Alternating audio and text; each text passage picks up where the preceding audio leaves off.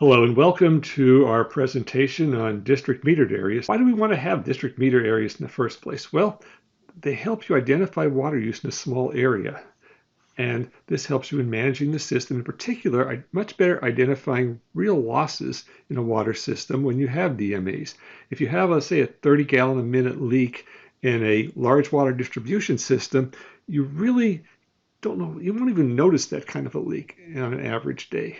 On the other hand, if you find a 30 GPM leak in a small district metered areas, that tells you something is wrong there if the water use suddenly increases. So it's very useful for identifying leaks and help drive your leak detection program. Rather than sending people out there to randomly look for leaks, you can use the DMAs as places to focus leak detection. It's also helpful when reporting on your water audit. And also, if you're setting up DMAs, you also have the possibility or the potential of doing some things in terms of pressure management to further reduce water loss. And it's also helpful in anomaly detection. If you find something odd is happening, you can more easily isolate it to given district metered areas. The objectives in setting up a district metered area is, of course, metering the small area. So you want to measure flow in a small area. It has also potential to use it for pressure management, but you want to have the minimum adverse impact, because when you're doing this, you're often closing valves to isolate the area. So you want to have a small impact on pressure, on flow, on the reliability of the water supply to the area, because you will have some impact. You also want to minimize the cost of metering, cost of the valves you're going to install or close, and also the number of vaults or other buildings you'll have for your metering equipment. Ideally, you'd have district meter areas be of similar size, but this isn't always possible. You can't go bending over backwards trying to get all the district meter areas to say have 5,000 people in them or 500 people. It just gets very hard. What you really find that you're doing in creating district metered areas is not so much creating them, but identifying the ones that are there naturally. There'll be natural boundaries that'll make natural district metered areas. These will usually be bounded by pressure zone boundaries like pump stations and PRVs, railroad tracks, interstate highways, rivers. These become the boundaries of your DMA, and it's a matter of finding these things and pulling them out of the system and identifying them. And this is where the algorithms that we use in WaterGEMS are very helpful to finding these DMAs that occur naturally. So don't get too hung up on making sure they're all the same size. Okay, so where do you want to put them? Well, you could have an area. You want to know all the water that's going into the area and all the water that's going out. And the difference of that is the water that's consumed in the district metered areas. You may have them stand alone, or you may have them in with further subdivided. You put a meter in the middle of it to break them into two metered areas. So every inflow and every outflow of a DMA needs to be metered. And if you do it well, you'll have some naturally logical DMAs. And this is an example of a nice trivial area where you can see the nice colors showing up, identifying each DMA that has only one or two inflows to it and not many outflows. And this is the kind of thing that you would like to have, are really simple ones. Unfortunately, in big real systems, you get really messy looking things. There are some areas that are just really hard to create DMAs in. So you may have a lot of DMAs you find when you're doing this work, and there may be like a large chunk of the system that just doesn't fit DMAs. These are just going to be people that aren't included in DMAs, and just the way things happen. Okay, and the kind of outputs you're going to get from WaterGEMS, in addition to those nice color-coded maps, are these tables showing you on the top pane of the table the characteristics of each district metered area. Some of the things you want to look at are the number of boundary pipes, because the boundary pipes are either closed valves or they're meters. So these are the places that separate the DMA from the rest of the system. And you want them to have a small number. You only want to close a couple of valves or put in one or two water meters. And when you see one with, say, 125 boundary valves, that's an area that's just too looped in order to put a DMA there. Okay, so there are going to be some areas like that, but most of them you're going to find have a small number of valves or meters that you're going to have to install. And that's what you're shooting for when you're creating DMAs. So let's take a look at one. Let's take this pink one here, where it's connected to, where the whole algorithm is based on finding nodes that are closely connected to one another, but only loosely connected to the rest of the system. So this pink area is tightly connected within itself, but it's only connected to the rest of the system in three places. So what you would do is close two of the valves, usually the two down towards the south, and the one off the blue pipe is where you most likely would put the meter for the area. And this would be a nice DMA. So when you have DMAs, you usually have to identify where the meter is, and that might be these green dots. Let's say those are the DMAs, and which valves you would close. And also you may have places where, we don't really want to rely just on one inflow, but we don't really want to put meters everywhere. So you might have what we'll call a sleeper feed to the DMA. This might be a pressure reducing valve, which is always going to be closed except when there's an emergency. There might be a fire in a DMA, or you got to shut down the other feed for maintenance, and then this one would open and be the feed. So you might have some setup like that where you have a big DMA where you want to put in one meter because meters are pretty expensive, and you put another feed with either a check valve or a PRV on the other side, preferably a PRV because then it won't open until the pressure really drops. But you got to check these things. You just can't go in and say, okay, these are isolatable areas, so let's isolate them. Because what's going to happen is, especially toward the back end of the system, you're going to have lower pressure. What you can see in this case is without the DMAs, most of the nodes are this nice magenta or red color. But when we put the DMA in, you're going to get more that are going to be this blue color, which in this particular case would be the pressure's been adversely affected. Now you got to make the judgment call of how much drop in pressure will we tolerate when we install these DMAs. DMAs also have a slightly adverse effect on fire flows. Here again, you can run the WaterGEMS fire flow analysis, look at what the fire flows are, and then look at which nodes are going to be adversely affected. In this case, it's the magenta nodes are the ones that you want to look at and say, okay, our fire flow is going to drop, especially towards the back end of a DMA near the closed valves. How much is it going to drop, and is that something that we are willing to tolerate? So this is why you don't want to have to close 20 valves to create a DMA, because that's going to really restrict your fire flows. Some of the good things that happen with DMAs is it's a lot easier to set up unidirectional flows for flushing, because unidirectional flushing usually involves closing valves. Well, you've already closed it and have generally a one-directional feed into the DMA. So flushing, laying out flushing gets a little easier when you're working with DMAs.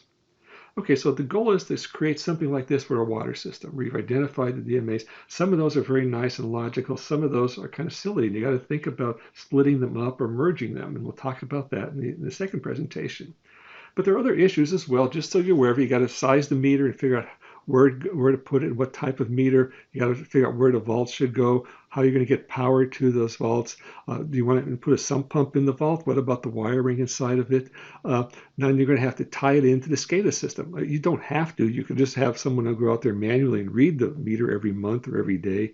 But most people, if they're going to go through the trouble of creating DMAs, are going to put it in an RTU and tie it into the SCADA system. Excuse me. Then now the question comes, well, we can also control the pressure within the DMA. So a lot of times when people create DMAs, they'll put in some type of pressure reducing valve to manage the pressure in that case. Then you have the communication issues of how to get the signal back. You have to program the SCADA system in the control room to accept the new signal. And then you also got confined space entry issues whenever you enter a vault. So there are things you've got to think about beyond just what the DMA will look like. Where you usually locate meters, of course, is at the boundaries of the DMAs. You've got to have at least one meter, because that's what district metered area is. The word is metered. Good places to do this are pump stations, which are usually already metered, and PRV stations, which often are metered. Now, sizing the meter is another place where the water model can come in handy, because what you can need to do in metering, of course, is not so much, there's not one value, one flow rate that you got to size the meter for, but rather it's the range of flows that make the difference in metering. So you can run average day, low days, peak days through the hydraulic model and look at what the range of flows that meter is going to see, and you can size your meter so that it covers both the upper range and the lower range well, and it's sometimes pretty hard to do that. And so you don't install the meter. Well, here's one with the Venturi meter, for example. You'd see this one on really big inflows. Most of the DMAs have much smaller meters than this sort of thing. Then the question comes up of, well, what about managing the pressure? If we're going to put a vault in with RTUs and all that, why not do something with pressure management? And yes, you can. It's not something that's required when you create a DMA, but it can help reduce leakage. So you could turn down the pressure in an area, and in order to reduce the leakage in the system. And you can also having the effect of reducing pipe breaks, because when you reduce pressure, you generally tend to reduce pipe breaks. Next, it will have some impairing of service, because you reduce the pressure is going to go down, and people generally don't like to have their pressure reduced by very much. So it's a matter of getting a little bit of pressure reduction in order to reduce leakage without adversely affecting the customers within the DMAs. Just take this kind of small system. This one happens to be a really easy one to lay out DMAs, because generally when you have branch systems like this that aren't highly looped, it's pretty easy to create DMAs. It's when you get into highly looped systems that it gets a lot more difficult. In order to run the DMA tool, you go to Analysis, More, and it drop down pops down, and you pick district metered areas. Pretty simple to get into this, and when you get into it, you're going to see this dialog. Okay, at first there's not going to be anything in the dialog, the table, but it's like a lot of the other ones in WaterGEMS. You've got a zoom to button and a find button and a help button. The one you're going to want to focus on is the one that's basically the compute button. It's one of the few tools in WaterGEMS you could just get in and compute. You don't have to do anything beforehand, although there may be some things you would want to do beforehand, and I'll tell you more about that. So the dialog that pops up when you hit the compute button is, give us an idea of how big you want the district metered areas to be. It could be in terms of nodes in the district metered area, or it could be the length of pipes. They're the two criteria that we allow you to use within that drop down. And it's just something that helps steer WaterGEMS into the right size. Do you want them really big, or do you want them really small? And again, you're not going to have all of them equal to 100. They're going to vary a lot, but it's just something that helps to get it started. When you do that, and you go up and you click on the color coding button, you're going to get a nice picture like this showing you what DMAs WaterGEMS has come up with. In rare cases, this is going to be wonderful. You're going to love it, and you're just going to implement them. More often than not, though, you're going to want to tweak them a little bit. It's more of a trial and error process, but some of these are really good ones to start with, and some maybe need some experimentation and playing around with. So that table that you saw at the start that was empty ahead of time now is full with DMAs and the properties of the DMAs, how much pipe is in it, the range of elevations. The range of elevations is pretty important, because if a DMA has a great deal of difference in elevation, you're going to probably have a pressure zone divided in the middle. So if you have that, you have a natural place to break that DMA into two DMAs. So here the DMAs range about 100 and some feet, which is not terrible. You can still provide adequate pressures to the highest customer without overpressurizing the lowest customer.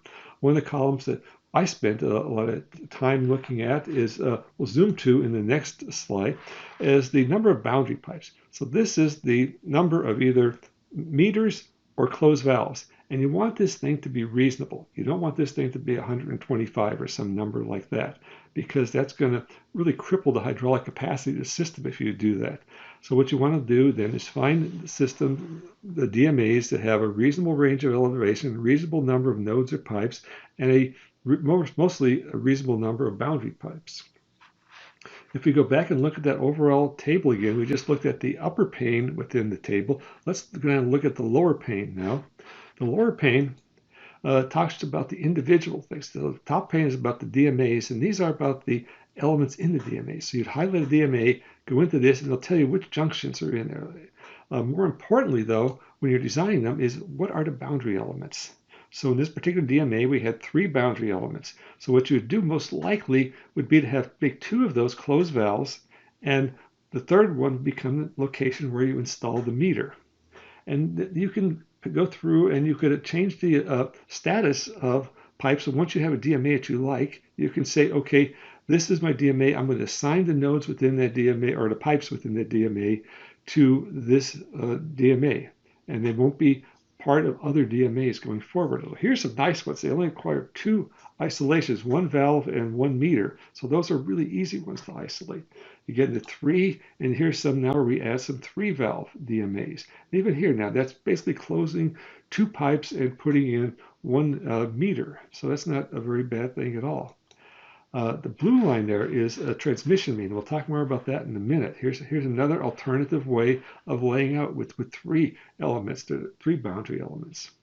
Now, sometimes you're going to have DMAs that are adjacent to one another that have a lot of isolation valves in common. So you want to say, well, maybe we ought to just not try to make them that small size, but let's merge them together. So we have an option you could choose to merge DMAs, and what we'll show you over here in this dialog are the DMA you want to keep and the DMA you want to merge with it. And it'll show you the characteristics. So in this case, there are 6 shared pipes. So there's 6 valves you'd have to close between these DMAs. So by merging them, you reduce the total number. It's still going to be, there's still kind of ugly DMAs in this particular case. That's the cyan one and the pink one. But you see that it's going to make, maybe that bigger one is what you want. So you could choose to merge them, or you could close out and say, no, I don't want to merge them. You have that choice to merge valves. And when you're done, you should have something that looks reasonable that you like with the DMAs in your system. There's also some things you can do with flex tables. The flex tables, what I encourage you to do is to create a custom flex table, for this file, and not do it in general, not change the flex tables, but use the tool to develop a new version of flex table. You take the old flex table, get rid of some of the default columns you have, and add this column called DMA status. Okay, they all say boundary candidate. Now, this is what they're going to look like at the start of using the DMA tool. It's just going to, everything is a candidate. It could be a boundary. It could be inside of a DMA. We don't know right yet. So the initial status is boundary candidate. So what you're going to do then is run the tool, and when you do, the goal is to move them into one of these other 3 categories. Now, transmission is the special one. What we find is that people don't want to put closed valves in their transmission mains. It makes a lot of sense not to do that, right? So we can delegate certain big pipes, the 48 and 36-inch pipes where you don't want to close the valves because you're going to lose a lot of capacity of your system if you do that. And these will not become part of any DMAs. So you can designate that ahead of time by just going in, maybe creating a selection set of the big transmission mains, opening this flex table on transmission mains, and just changing the DMA status of those pipes into transmission, and they will not become part of the DMA. So then the other 2 categories you have are pipes can either be boundary valves, boundary pipes. So these are the ones that you're going to either put in a meter or close the valve, and the ones inside are going to be assigned. And you'd like to, in general, move pipes from being boundary candidates into one of these other categories, because boundary candidates don't really, that's the starting point. Okay, now as I said, there are going to be some that just aren't going to fit. You may end up with some really nice DMAs for 80% of your system. Then 20% of your system just isn't going to be easy to make into DMAs. So you'll have, when you're reporting your results and looking at the system as a whole, you'll have all these nice DMAs in one kind of collection of things that aren't in DMAs. And that's just the way things shape up. Sometimes it's very easy to make really nice manageable DMAs. Sometimes you just have these, especially in big flat areas with no natural boundaries, you may have some gigantic DMAs that are just really hard to avoid. But using the WaterGEMS DMA tool, you can make your life a lot easier than just trying to do this by trial and error. Okay, so in summary, basically, the District Metered Area tool helps you to manage your system and create good DMAs. So hopefully this will help you get started on it. And we also have some pretty good help within the DMA tool to help you step through the process. So thanks for listening to this video.